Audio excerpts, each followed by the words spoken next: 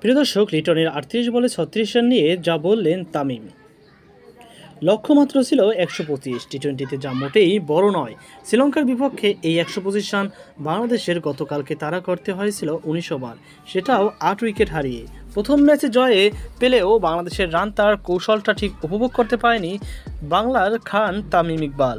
জাতীয় দলের বাইরে থাকা বাংলাদেশের বাঁহাতি এই ওপেনার মতে লিটন কুমার দাসের আরও আক্রমণাত্মক হওয়ার সুযোগ ছিল, তবে তাওহিদ হৃদয়ের আক্রমণাত্মক ইনিংসটা প্রশংসা শোনা গেছে তামিমের কণ্ঠে।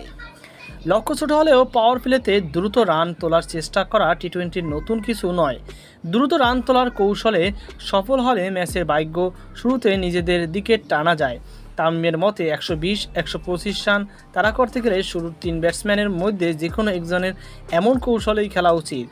ESPN ক্রিক ইনফো বাংলাদেশ শ্রীলঙ্কা ম্যাচে বিশ্লেষণ করতে গিয়ে এমনটাই বলেছেন তামিম।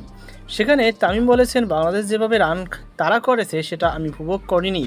উইকেটের বিষয়ে কথা বলছি না। টি-টোয়েন্টিতে ১২০-২৫ খুব একটা জটিল স্কোর নয়। এই রান তাড়া করার সবচেয়ে ভালো কৌশল হচ্ছে শীর্ষ ৩ থেকে কারো দ্রুত রান তোলার চেষ্টা করা। প্রথম ৬ ওভারে দ্রুত রান তুলতে পারলে এটা সহজ হয়ে যায়। তাতে মিডল অর্ডারের ব্যাটসম্যানরা রান রেটের চাপে পড়বে না। গতকাল শুরুতেই ফিরে গেছেন সৌম্য সরকার ও তানজিদ তামিম। ৩ নম্বরে উইকেট আসা লিটন আক্রমণাত্মক না হয়ে উইকেটে টিকে থাকতেই বেশি মনোযোগ ছিলেন। আউট হওয়ার আগে তাই করেছেন ৩৮ বলে ৩৬ রান। লিটনের এমন নিরাপদ কৌশল উপভোগ করতে পারেনি তামিম। আমাদের এমন একটা সুযোগ আক্রমণাত্মক হওয়ার ছিল। হ্যাঁ, শুরুতে আমরা ১-২টা উইকেট পড়েছে, এরপর লিটনের সুযোগ ছিল আরেকটু আক্রমণাত্মক খেলার।